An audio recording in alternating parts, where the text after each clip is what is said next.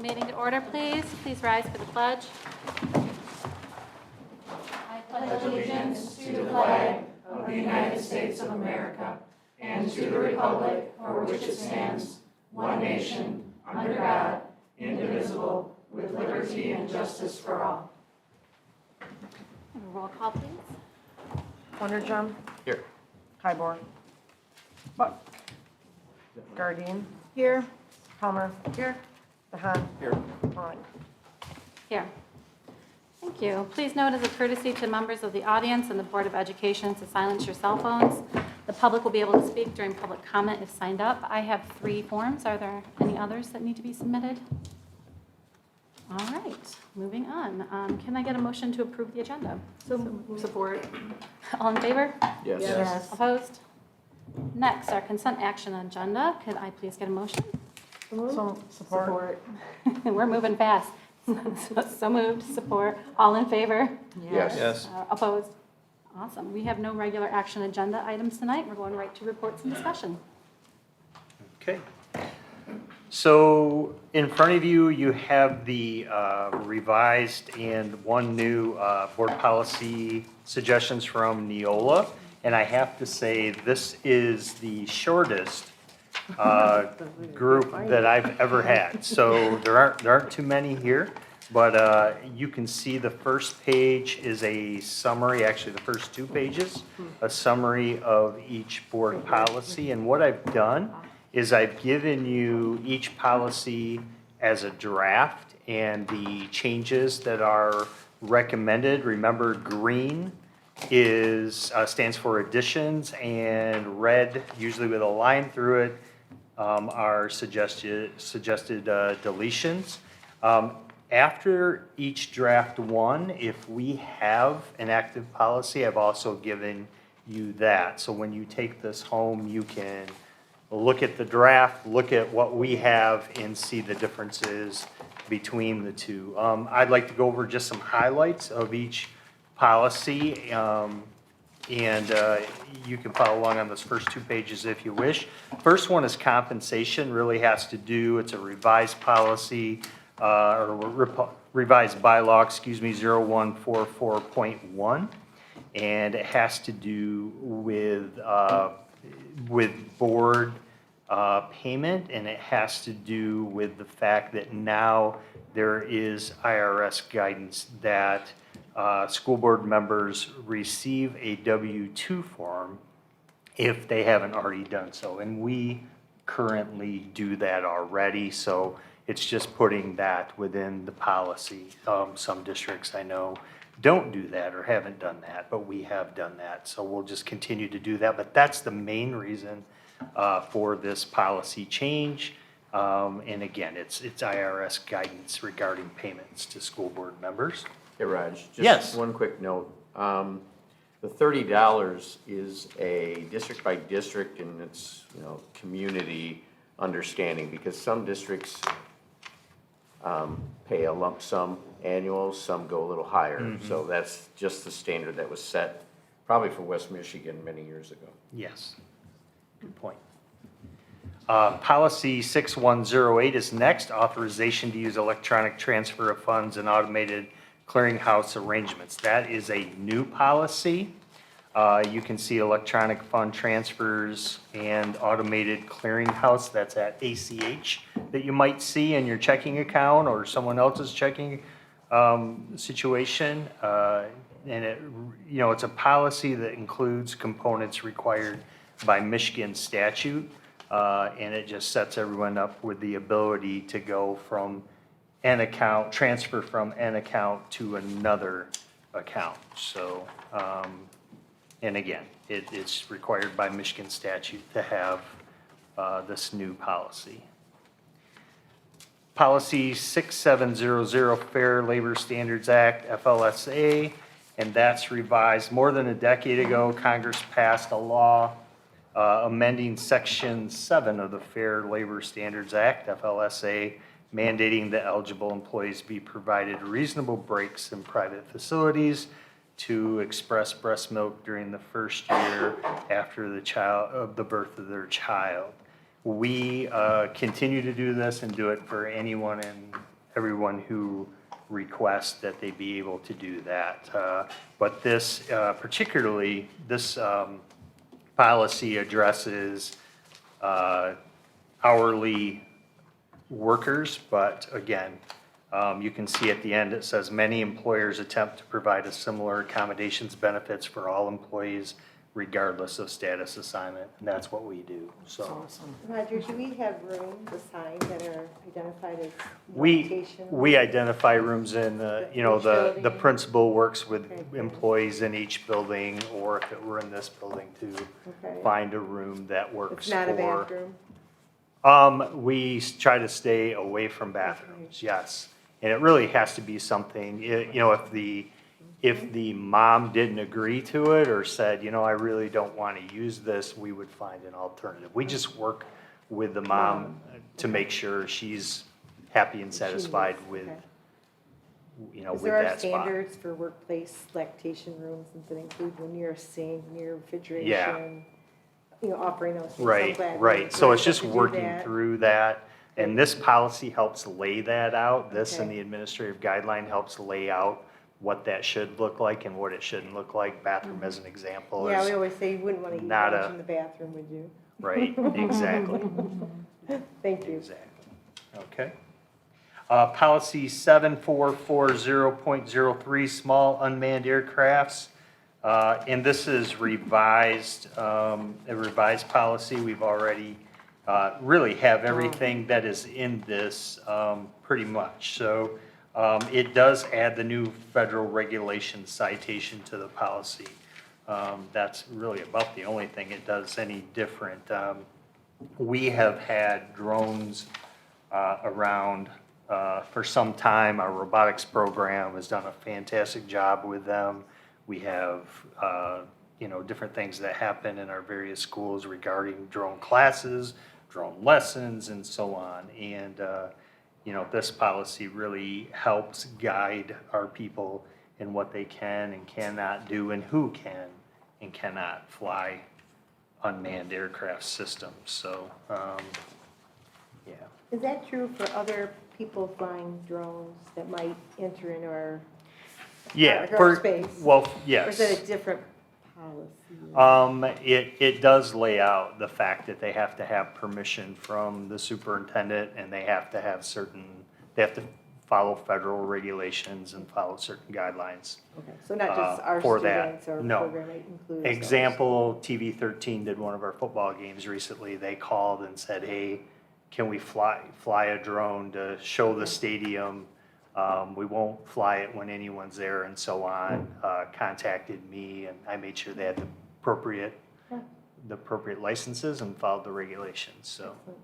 Great, thank you. You bet.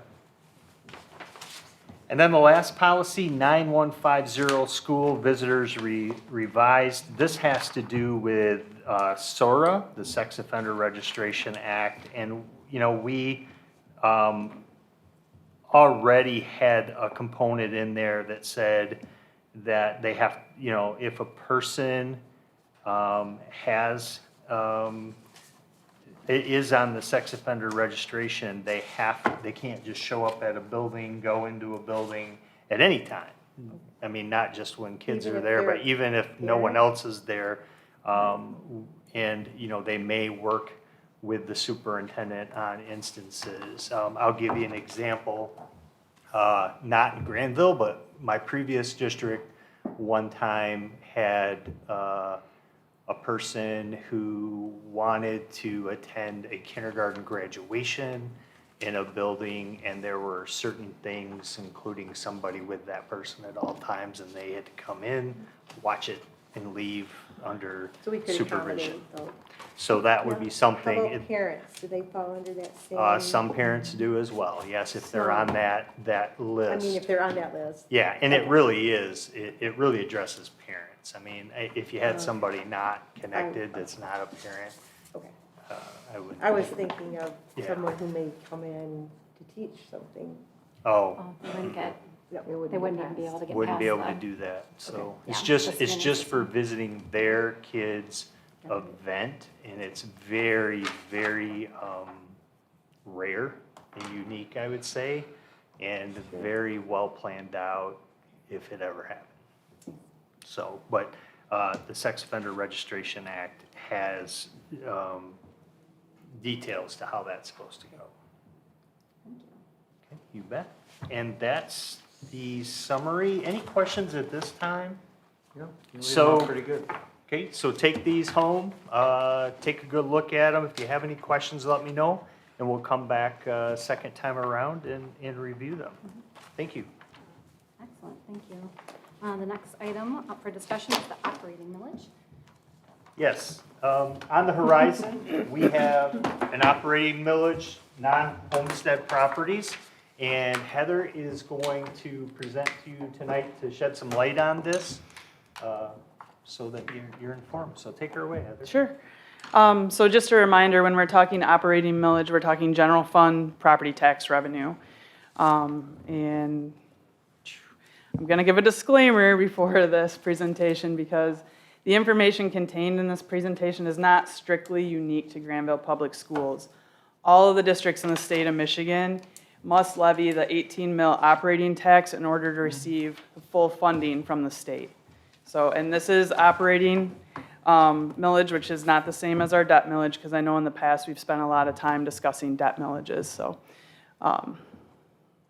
continue. So what is an operating millage? The operating millage provides critical funds to support daily functions like instructional materials, staffing costs, transportation, and maintenance. And again, in order for us to receive our full per pupil funding from the state, we should be levying the 18 mil local property tax on non-homestead properties. So what is a non-homestead property? Any property that is not your primary residence or a qualified agricultural property as exempted by law. So examples of non-homestead properties include industrial, commercial, businesses, investment properties, vacation homes or a second home, and rental properties. Our last renewal was in November of 2013, and it was for a term of 10 years.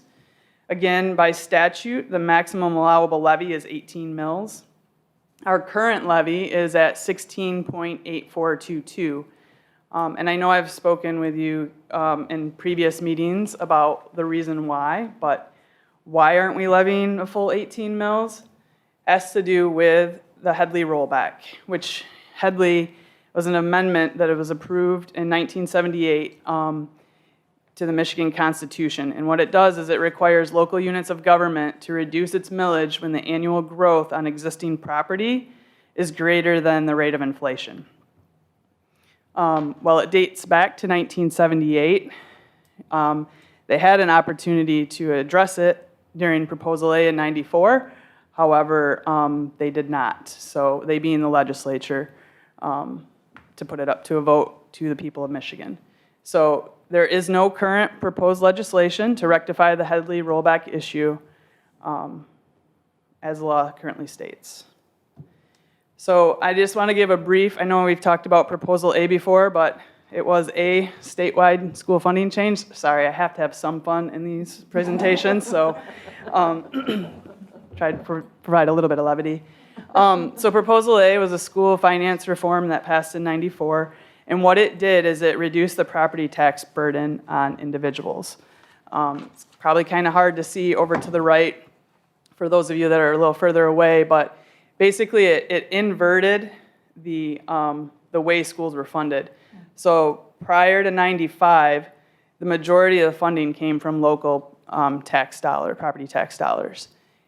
After the passing of Proposal A, that switched, and the majority of the funding now comes from the state. So how they did that is they increased the sales tax from 4% to 6%. That 2% goes into the state aid school fund.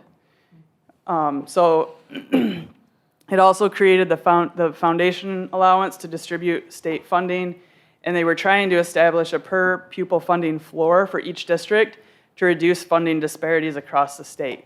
So if you had higher property tax values, you had more money in your school.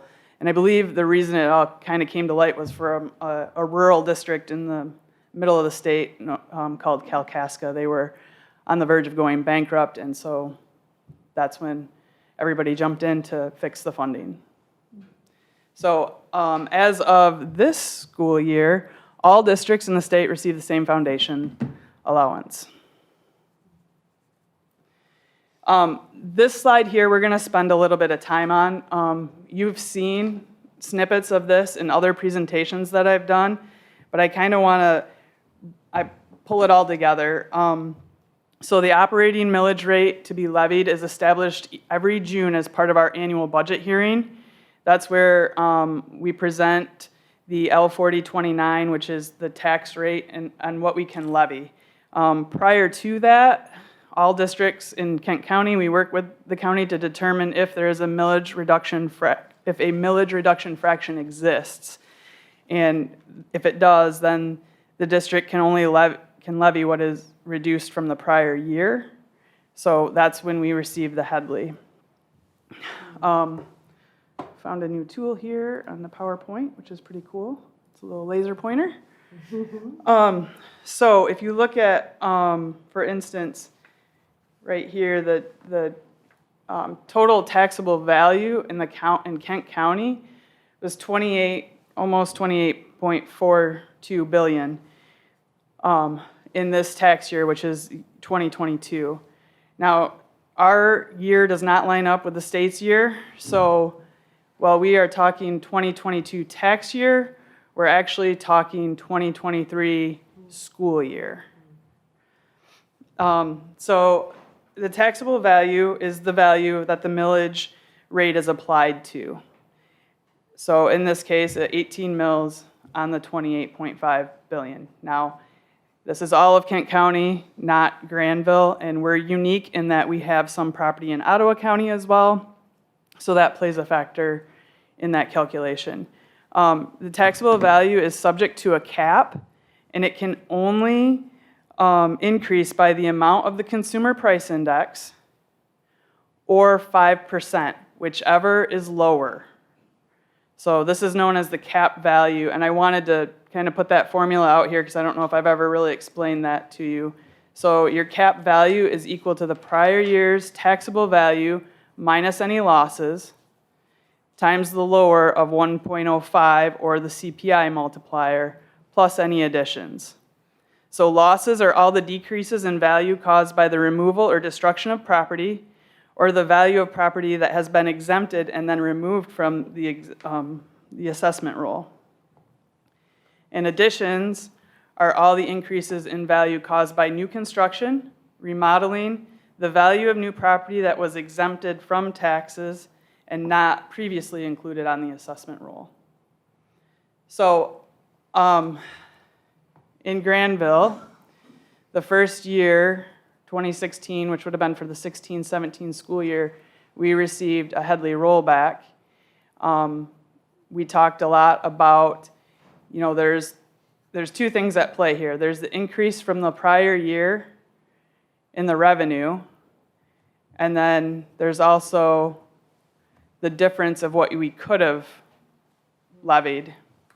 Now, again, this millage was approved in 2013. When we looked at it in 2016, and we had conversation with the board,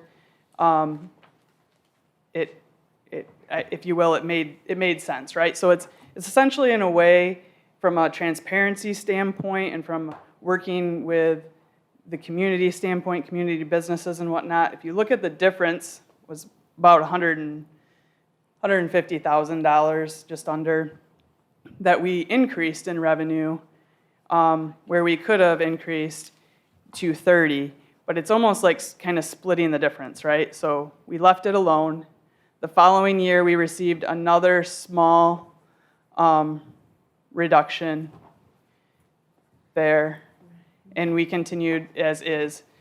The biggest reduction came in the 1920 school year, and that's when, again, we still went up 600 and some thousand, or just about 600,000. So you can see the trend here. Now,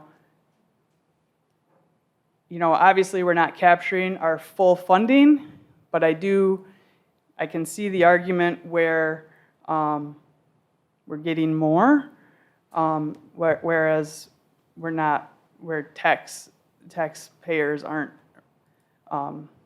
contributing as much as they could be statutorily, okay? right.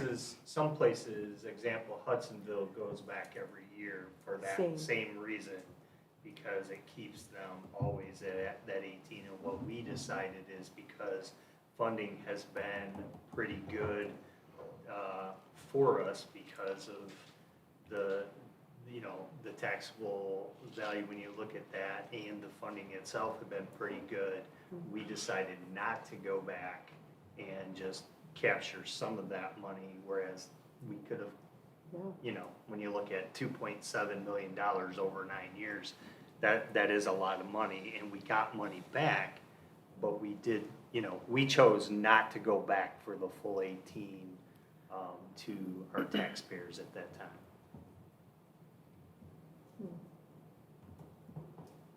So are you recommending anything here? We will be, yes. Okay. Yep, sorry. Okay, Yep, okay. yes. So I just wanted to set the stage with thank where you. we've Yep. been. Very good. So, and this is, just to reiterate, this is the form that we submit each year, and this gives the property value for Grandville up here. Additionally, like Roger said, other districts, some of them go back annually, others have shorter terms. But I can tell you that every district in Kent County has received a Headley rollback at least once in the last 3 to 4 years, but the majority of them have received a Headley rollback every year. And that includes the Kent ISD as well. So just to give you an idea a little bit about that, the local revenue breakdown, as a percent of our total revenue, it ranges between 16 and just under 18%. And granted, there are factors at play there too, like obviously the ESSER funds that we've received increased our federal funding, so that's going to make that local revenue look a little bit smaller than the prior year. But historically, as a total of the local revenue piece, so this piece over here where it's 21% of that local revenue, the operating millage counts for 80% of that piece of that pie. And then just to reiterate where we land with Kent and Ottawa, within Kent and Ottawa County from a fund balance perspective, we are 22nd out of 30 districts in terms of where our fund balance lands, and that's based on the budgeted numbers here for 2023. And we've talked before about how I don't just prepare a budget in a vacuum. It's not just me. There's a lot of input from our superintendent's leadership team, our principals, our staff. We try very hard to be very collaborative with that process, while at the same time sharing the importance of sustainability in the budget and from that. So what's next? Well, it's time to go back to the ballot with a proposal, and we've been working with our legal counsel. So the recommendation is to seek 19 mills over a 4-year term, where no more than 18 mills would be levied per statutory requirements. The ballot proposal would look something like this. This proposal will allow the school district to continue to levy the statutory rate of not to exceed 18 mills on all property except principal residence and other property exempted by law required for the school district to receive its revenue per pupil foundation allowance. The remaining 1 mill is available to be levied to restore millage lost as a reduction required by the Headley Amendment to the Michigan Constitution of 1963, and will only be levied to the extent necessary to restore any reduction. And then the sample question would be, shall the limitation on the amount of taxes which may be assessed on all property except principal residence and other property exempted by law in Grandville Public Schools, Kent and Ottawa Counties, Michigan, be increased by 19 mills, $19 on each 1,000 of taxable value, for a period of 4 years, 2023 to 2026, inclusive to provide funds for operating purposes. The estimate of revenue for the school district will collect if the millage is approved and 18 mills are levied in 2023 is approximately $15.1 million.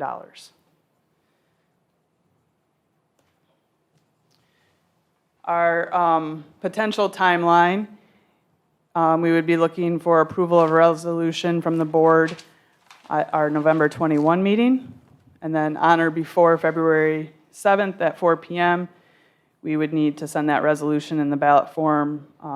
We have to file that with the election coordinator with a potential vote on Tuesday, May 8th. Now, in saying that, as I put that timeline together, wouldn't you know, on September 28th, there was a Senate committee hearing, and there are 2 bills out there now that with the idea of eliminating the May election date and shifting the August date to June.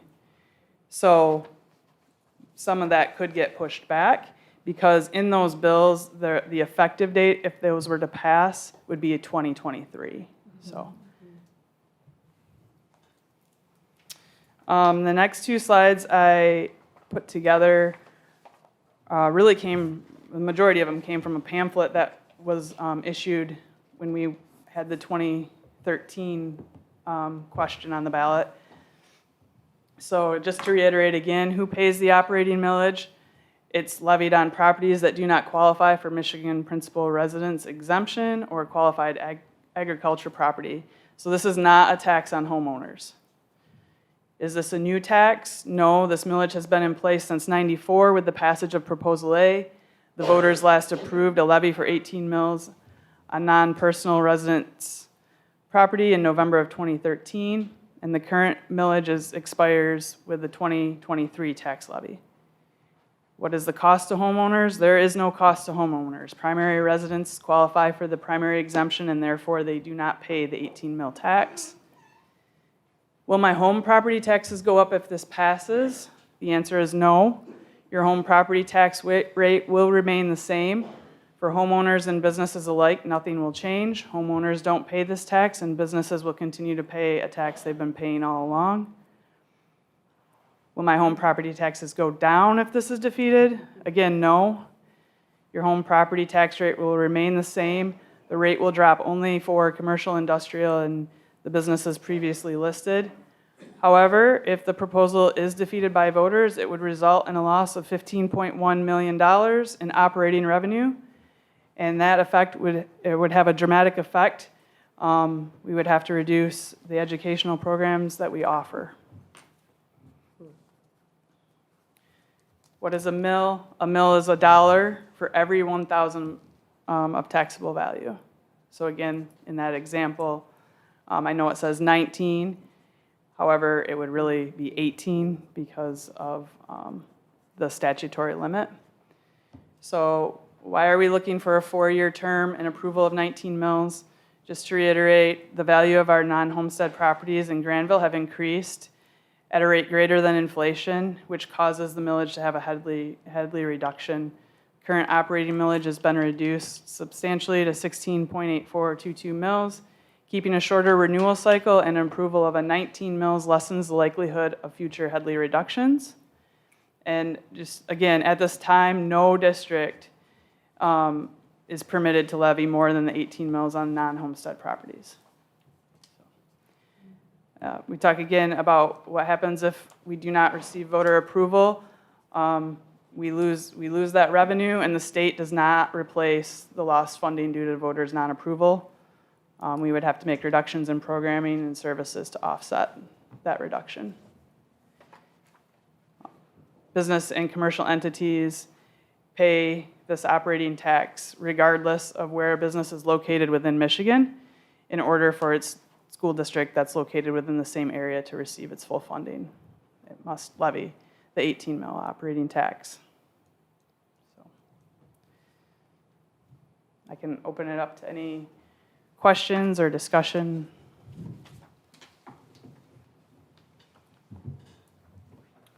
So,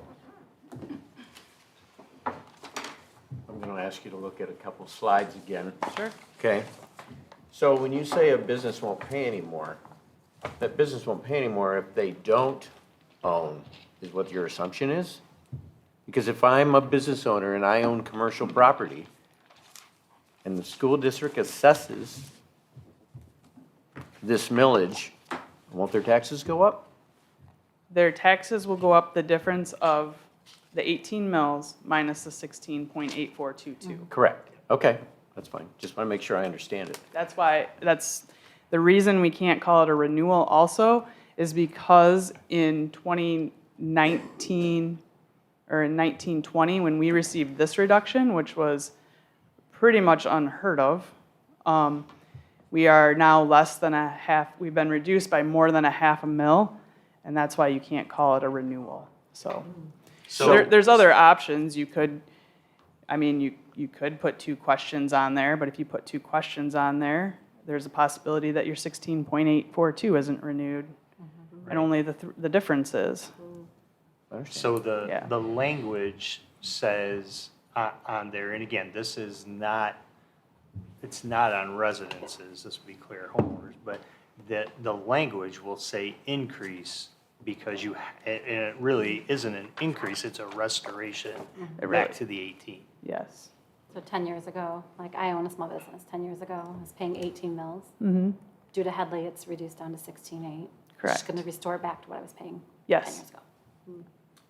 But the value of the property has gone up as well, so they're still paying more, right? So as our market, as our community continues to flourish, we get additional revenue, we just don't get it at as great of a rate. And then everyone's getting a bit of a break because it'd be nice to make sure, you know, I'm not on the planning commission for Grandville, I'm on Grandville School Board, but I have an interest in this community. So when I look at creating I'm gonna look at, I'm gonna disenfranchise new development. Well, I think that's what it is. well, but remember too, and I think I missed one of my notes here when we talked back about proposal A. While the improvements were made to school funding, there was a failure to address not only the Headley rollback, but also the reliance on state sales tax, so which puts districts at the mercy of the state economy. So I would argue, well, yes, times are good for all, right? But what happens when the property values go the other way, because they did back here, and we don't get to levy 18, just because the property values go down, doesn't mean we can restore that 18. We still are at the mercy of the 16. So, I mean, I think it's twofold, really. And to maximize the revenue for the school district, I think is very important, especially when you have potential funding gaps coming up. And, you know, Heather, you do a great job. I just want to say that, Oh, right? Thank you. You do an outstanding job. But at some point, I understand cost of doing business, right? We're doing business. We're building buildings. We're maintaining buildings. Different right? funds. Yeah. Different funds, And I different understand that, millage. and I get that, but we as a district have so much revenue, we should live within our means as much as possible. That's what I'm saying, you're doing a great job, but I understand you've got to look at it from multiple views. From my, Isn't this meeting your desire to increase the fund balance though, Bob? Is this one way of helping us do that? I think increasing fund balance is more than one lever. I think it's a Sure. variety, it's how the district is run financially. So, you know, if we can save money, we definitely want to do that instead of, you know, during Ryan's time, for a while, we were deliberately spending down. You know, we did. We made help some the huge district. investments and we took that risk. I think we got too close to that risk because at some point we were borrowing. Darn close I got here. Yeah. Yes, we were. Yeah, right, So- right, I think you, but we were trying to, again, help our teachers, I think, right, with, No, not at that Not point. at that We were time. investing in infrastructure. Which, What do you mean when you say go back, like Hudsonville goes back every year? Did they ask the voters to renew it every year? So it's on their ballot every year? So it's always restored to that 18. If they got a Headley rollback, it would go back to the 18, and they keep doing that. We didn't want to do that to our Right. people, and looking at the way the funding was and the values that were there, we decided we'd take a hit over that time and not go back on that. But now we're to a point where the 10-year is over, so we want to restore it back to the 18. You can see it says 19, but you can only levy 18, but that one is there for, you can see the rollbacks that we tend to get every year. It's a great thing for your community, having the values of our, our stuff going up, but at the same time, eventually we have to restore back to that 18. And is it probably gonna start pecking away again? Yeah, unless we do something different, it is. I would think that people, I mean, I'm not exactly clear in I guess I understand on the surface the 19 versus 18, but there was one of the questions that said it would never be more than 18. Right. Right. You So how do you you can't levy more than Levy. 18. so, I guess, I- maybe, right. and I can send you a follow-up L4029 of another district that does this, right? So it'll say 19, well, actually, I can show you on ours. Sorry. So if you look at, I'll use my laser pointer here, this column here, column 4, 18 was authorized by the voters. But as we go through this, so this would essentially say 19. But over here, where it says millage to be levied, it would only say 18. It can never say more than 18 in that spot, and that's how the municipalities know. And I know I wasn't in this role during some of the spend down times. I was in Kayla's position. But I do know, and I do, as we look forward to opening a new building, there will always be increased operating costs for us as well. Yes, the actual construction and what's inside that building is paid for with the bond money, but the maintenance and the ongoing use of that facility is gonna come from the general fund. So, And while things are good now, they're not gonna stay there, we know that. They will go, this is the best funding we've had during my 34 years in education. But it is gonna go the other way, it always does, it's just like any other economy. Absolutely. I think that knowing that we keep a modest fund balance, it's appropriate and we need to grow it a little bit, but we're not holding on to so much additional revenue that it's irresponsible to the taxes that we're levying on people. But we also know that CPI is just out of control right now. We're probably going to lose some federal dollars coming forward as some of those ESSER funds start to wane. We have that facility, as you're saying, but that's still a wiser choice to have one facility to accommodate the massive amount of growth we have coming in our community. And with that growth, we will also have a lot of new properties that will help fund that space that we're creating. So instead of just having 5 overtaxed buildings, we have 1 building and space in all of our elementaries now. So I see this as a really wise decision and very forward-thinking to keep us where we're at without changing things too heavily, doesn't overburden businesses too much, and we still have the Headley, and that was where we were at before.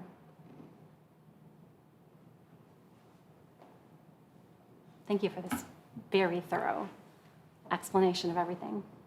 So we'll be back at our November meeting to vote? Is that what your timeline maybe shared or showed? To get the ballot link. yes, I was, Oh, yeah, for us to be able to get it. Yep. And I know, again, there may be changes, but. right, I'll continue to work with our legal counsel and get some more information on the likelihood of Senate Bill 130 and House Bill 4530. The last legal update that I received because there isn't a whole lot going on right now, because everybody's Yeah. out campaigning, so, and it didn't look like there was gonna be a whole lot during lame duck either, so, this, like I said, it would be a shift, we would have to pivot if one of those was passed, but it's still doable. And we have to, at a minimum, renew no later than May of 2024. Because like I showed you in that slide, remember, the tax year is the year One off. before our fiscal year, so. Any more questions, comments? All right. Thank you so much, Heather. Welcome. Thank you. And our final item on our reports and discussion agenda is the annual community education report. And Lisa is here to provide us with an update and summary of that.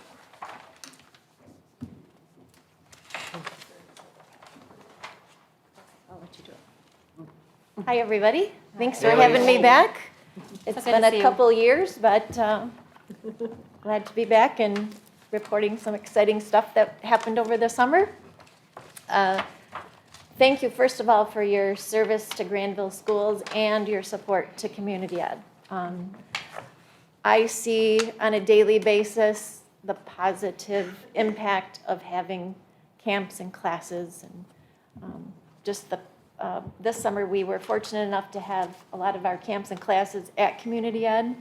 So we heard the positive feedback from parents, heard the positive interactions between the instructors and kids amongst themselves, which was fun to see, and a breath of fresh air after the last couple of years, so that was nice.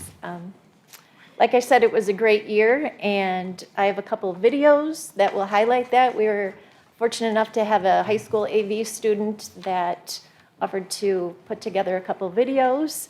So those will be fun. I can go through just some highlights of our summer here. Although you do have the detailed report in front of you. We had 1,891 participants this summer in our offerings, which was up 30% pre-COVID. We had 10 new classes this summer, which all went over very well. Some of those were breakdancing, which he was just the coolest guy. I couldn't do it, but it was fun. Kids could do it, and it was fun for them, something totally new that they hadn't been exposed to yet. We had a retired art teacher come back and teach some unique art classes. One with live fish. They did fish printing, and they learned about Japanese fish printing and why that all happened. And so that was fun. And some Bricks for Kids classes, the STEM-related classes. So some new fun offerings. We did have a full summer rec this year again with 60 kids every day for 5 weeks. And we want to formally thank the city of Grandville for again supporting that and funding that. And our 4th year of a successful field reservation system that we partnered with the city of Grandville. And we were up about 10% over 2019 pre-COVID. So that went awesome as well. So do you want to? You don't care which one? Okay. So Lisa put together some really cool videos for you guys.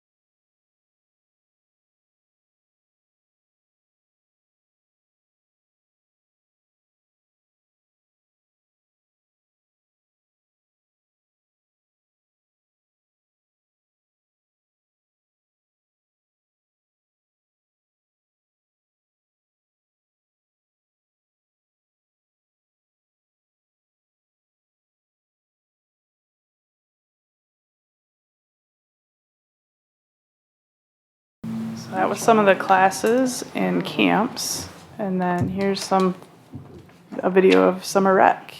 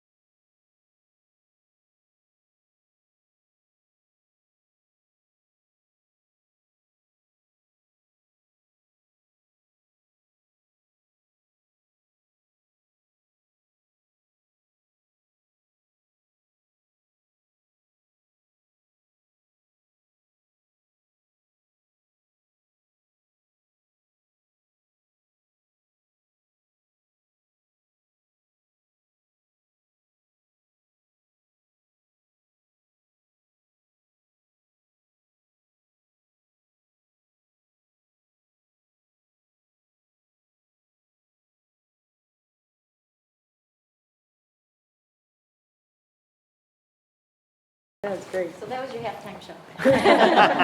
Very good. I'm sure Bob has a question. I always got to give you one. So, how many years have you been in charge of this now? Oh, Gee whiz, Bob. That should be an easy question. 7? 6. Six. We're going to say 6. Okay, all right. You know, it's always, you know, I think it puts a smile on everybody's face when we get this report, because you help make sure that Grandville and the Grandville Public Schools, everybody has a great experience, both in the summer, kind of bring everybody together, so thanks for what you do. Thank you. We had an awesome staff this year, including Brent's son, Luke. He was great, and yeah. Kim Zandbergen, I don't know if obviously Christy knows her. You all know Kim. Yeah. She went to summer rec as a child, started working there when she's 16, and I won't say how old she is, but she's could retire, and she still wants to work it every summer. So it's just, Nice. it's one of those beautiful things that a lot of positivity and a lot of fun for kids. So My son loved it. thank you. What's that? My son loved doing that. Oh, good. The kids really bonded too, the supervisors, and that was fun to see too. So, Great. yeah, so thank you for your support. Thank you. Thank you Thank so you, much. Lisa. Thanks, Wonderful Lisa. job. Thank you, Lisa. All right. That's our last item on the agenda. We are going to public comment. As we get to public comment, please remember that it will be 5 minutes. I will call each person up, 5 minutes with a 1-minute warning. Board Member Palmer is going to be keeping track of time for us tonight. Please remember to keep your comments directed towards the board at your turn to speak. And also please remember to keep it focused on matters relating to Grandville Public Schools. And also please ensure that your comments are not violating the rights of others under the law of defamation or invasion of privacy. If you're not sure what those legal ramifications are, we urge you to consult first with your legal advisor. That being said, we have 3 individuals tonight. First, we will be hearing from Brenda Bargenquist, followed by Carol Bronson.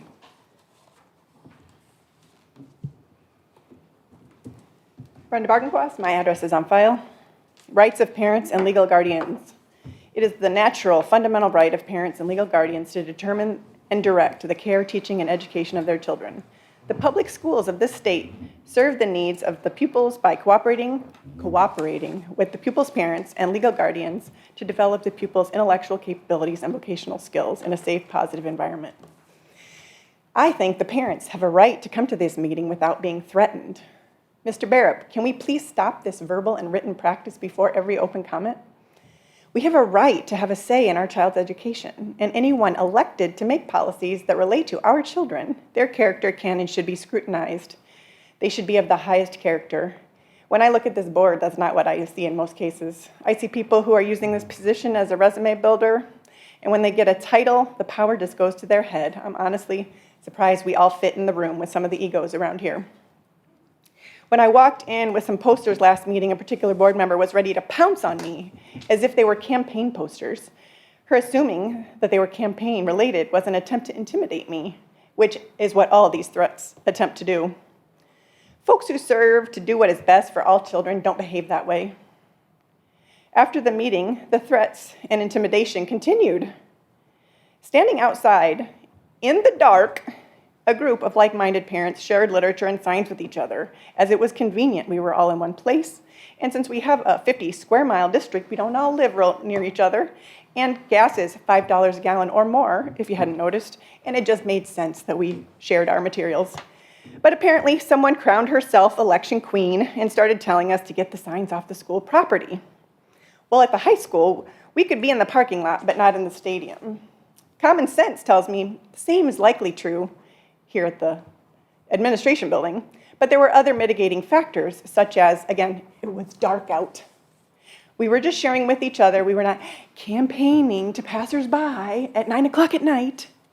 Tell me that we were doing nothing wrong. Again, threatening and intimidating parents that you're supposed to cooperate with. Yeah, that makes a lot of sense. What's next? Will we have to have our car searched before we come to a board meeting in case we have campaign literature in the back seat? What happens if I have a bumper sticker on my car? Do I have to park on the street and not in the lot? Who do you think you are? A quote from Senator Tim Scott. Woke supremacy is the tolerant left's intolerance for dissent. It is a progressive conception of diversity that does not include diversity of thought. It is discrimination falsely marketed as inclusion, end quote. So when there is no hesitation to threaten, intimidate, and bully parents by this group, do you really think we believe that you don't intend to do the same to our children? And that is why I'm here fighting for the children of the community. Every child deserves a free, unbiased, unwoke education. My husband and I chose to buy our home in Grandville for the school. We chose to raise our kids in this community because of the school. To walk away now and wash my hands of this district, which my life would be a lot simpler if I did, because this is stressful. To wash my hands of this district would invalidate those choices and say that the district that my family's life centered on isn't worth my time, which to me would imply that it was a bad choice or a mistake, and I refuse to believe that. And that is why I'm here tonight. And I will continue to come to these meetings until things get turned around. And then I'll still come because we're going to keep you all honest so we never get in this position again. Because it's the only people 1 minute. that us parents are madder at than you is ourselves for letting it get this way. Thank you. Next up, Carol Bronson, followed by Beth Liggett. This is bullshit.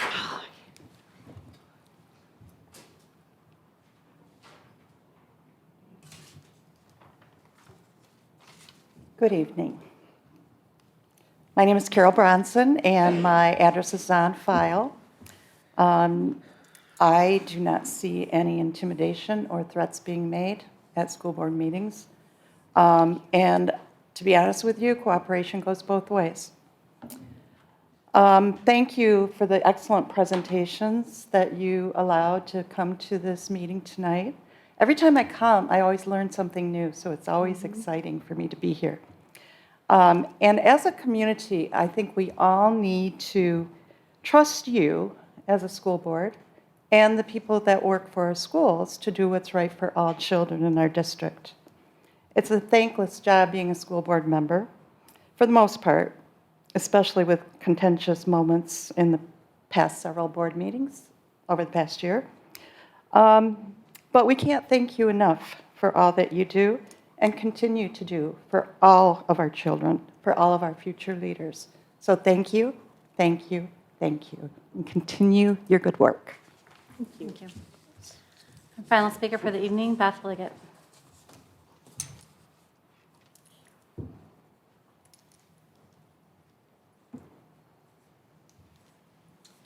Hi, guys.